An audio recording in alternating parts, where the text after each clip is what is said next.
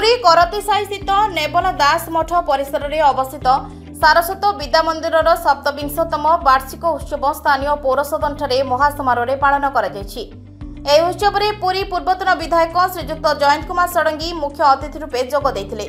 सम्मानित अतिथि भाव जिला सभापति बीजेपी पुरी देवेंद्रनाथ तराई, मंडल शिक्षा अधिकारी प्रमोद कुमार कर, जुग्म कमिशनर वाणिज्य कर, द्रव्य और सेवा कर पद्मलोचन राउत, नेबल दास मठाधीश महंत डॉक्टर रामचरण दास, सेंट जावियर हाईस्कूल अध्यक्ष दिवाकर मिश्र, E24 हॉस्पिटल परिचालना निर्देशक राजेश मिश्र, समाजसेवी गिरीश चंद्र बारिक जोग देथिले।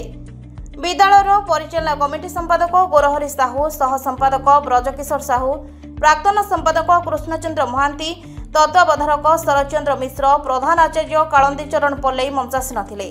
महाप्रभु जगन्नाथ निकट में प्रदीप प्रज्वलन कराई कार्यक्रम आरंभ करा।